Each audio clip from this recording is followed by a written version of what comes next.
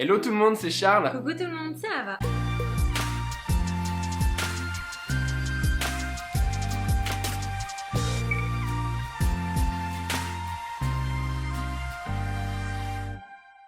On espère qu'aujourd'hui vous allez aussi bien que nous allons merveilleusement bien, on espère que vous aussi. Et pourquoi on va si bien? Rien à voir avec la bûche, c'est simplement pour ça, regardez. Ça marche? Ça fait de la lumière. Alors j'avais déjà porté ce pull mais je ne savais pas ça, donc comme je suis un peu petit, je vais me mettre comme ça pour que vous le voyez. Voilà.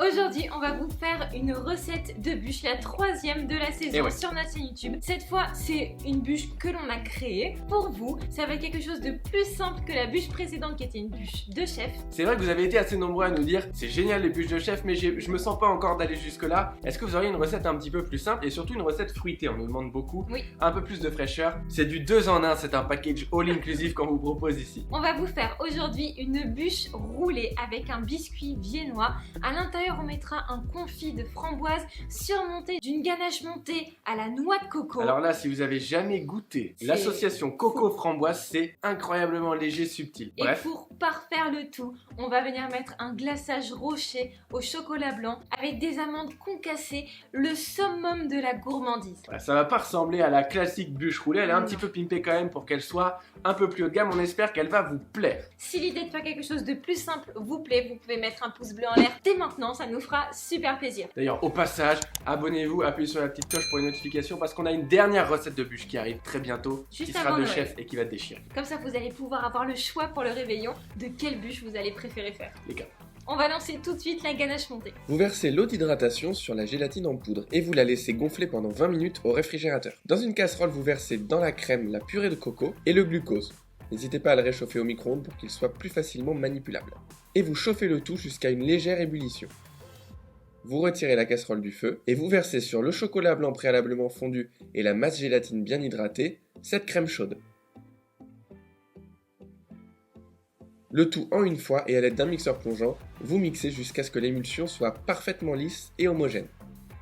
Une fois que c'est le cas, vous ajoutez en une fois la crème froide, vous mixez pour homogénéiser et vous recouvrez d'un film alimentaire au contact pour éviter la formation d'une peau après l'avoir réservé dans un récipient à fond bien large. Vous réservez le tout 4 heures minimum au réfrigérateur. Voilà, maintenant que cette crème est prête, on va pouvoir lancer le biscuit viennois. Vous allez voir, un biscuit spécifiquement fait pour les biscuits roulés. C'est parti. Dans le bol du robot muni du fouet, vous versez les œufs entiers avec le jaune d'œuf et les 2/3 du sucre semoule. Et vous venez fouetter le tout jusqu'à ce que le mélange triple de volume. À côté de ça, vous mettez dans un cul de poule les blancs d'œufs que vous venez monter en neige en ajoutant progressivement le reste de sucre.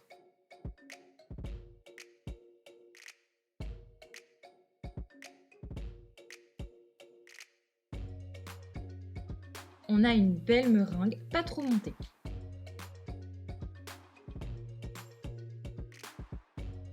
Quand le mélange précédent a triplé de volume, vous voyez ça a une belle texture de ruban, on va pouvoir ajouter un premier tiers de la meringue, délicatement à la maryse, en faisant ce geste du centre vers l'extérieur du bol.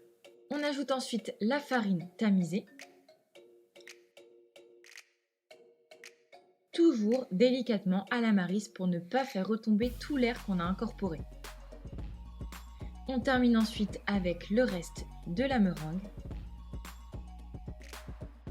On fait toujours le même geste, vous voyez bien, on y va délicatement. Et une fois que tout est bien incorporé, on va pouvoir verser notre préparation sur un moule à génoise préalablement graissé. On vient lisser le tout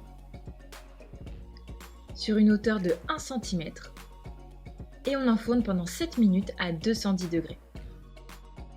On retire le biscuit immédiatement de la plaque et une fois qu'il est refroidi, on peut le retourner sur une planche à découper et le démouler. On va maintenant pouvoir faire le confit de framboise. Dans un bol d'eau bien froide, vous hydratez la gélatine pendant au moins 15 minutes, puis dans votre bol de sucre, vous versez la pectine que vous mélangez intimement. Dans une casserole, vous versez les framboises surgelées avec le jus de citron, et une fois que ce mélange est légèrement fumant, vous ajoutez la première moitié du mélange sucre et pectine. Une fois qu'elles sont bien incorporées, vous ajoutez la deuxième moitié, et vous allez porter le tout à ébullition pendant environ 1 minute. Une fois que c'est fait, vous retirez du feu et vous allez pouvoir ajouter la gélatine préalablement essorée. Vous mélangez pour bien l'incorporer et qu'elle fonde, puis vous allez réserver ce confit dans un grand récipient à fond large et le filmer au contact jusqu'au refroidissement complet. Juste avant de monter le gâteau, on termine avec un petit sirop d'imbibage. On vous le monte et on se retrouve demain. Pour le sirop, on met dans une casserole l'eau, le jus de citron et le sucre semoule et on va tout simplement porter le tout à ébullition. Une fois qu'on a une belle ébullition, on peut venir mettre notre sirop légèrement refroidi sur notre biscuit encore tiède. On imbibe généreusement et on vient ensuite étaler notre confit de framboise. Et là, à vous de voir la couche que vous souhaitez mettre.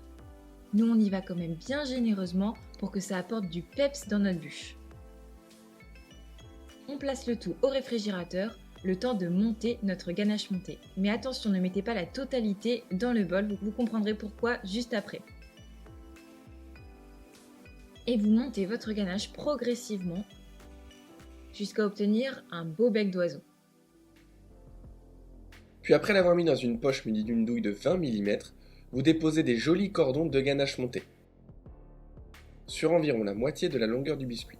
Puis vous l'étalez sur environ 1,5 cm d'épaisseur avant de rouler votre bûche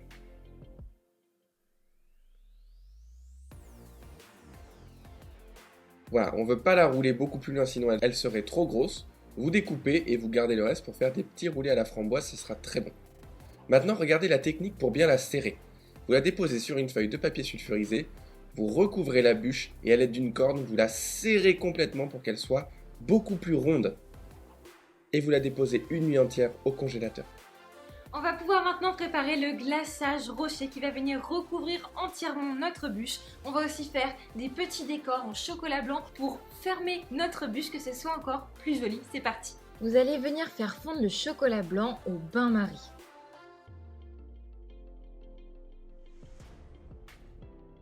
Une fois que le tout est bien fondu, on peut ajouter l'huile de pépin de raisin et les amandes concassées que vous pouvez préalablement torréfier, ce sera encore bien meilleur.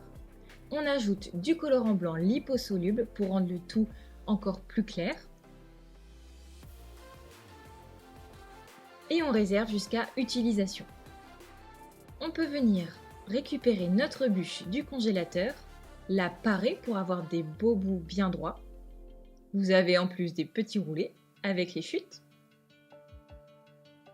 On la place sur une grille de glaçage et quand notre glaçage atteint 30 degrés, on peut venir glacer généreusement notre bûche. On frotte bien sur la grille pour enlever l'excédent et on la place au réfrigérateur. Pour le tempérage, on va faire fondre tranquillement au bain-marie du chocolat jusqu'à ce que 80% des pistoles soient fondues. Ensuite, on le retire. Une fois qu'il redescend entre 33 et 34 degrés, vous ajoutez le beurre de cacao, vous mélangez et une fois le chocolat à 29 degrés, vous pouvez l'étaler sur une feuille de papier guitare à l'aide d'une palette sur environ 1 mm d'épaisseur. Une fois que c'est fait, vous attendez quelques minutes que le chocolat devienne légèrement pâteux et à l'aide de vos chutes, vous allez prendre un petit cure-dent et dessiner l'extrémité de la bûche. Vous retournez, même si c'est sale, de toute façon, on utilisera l'autre côté qui est brillant. On vient ensuite monter le reste de ganache montée qu'on met dans notre poche munie d'une douille de 2 cm et on vient pocher 5 belles boules. Une fois de plus, on l'a montée au bec d'oiseau cette ganache. Ensuite, avec une cuillère à pomme parisienne préalablement chauffée à l'aide d'un chalumeau, on vient creuser des petits cratères à l'intérieur de nos boules de ganache montée pour y déposer le confit de framboise.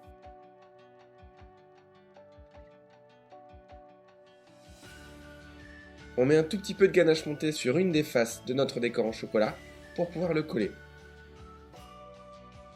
Et voilà, la bûche est terminée.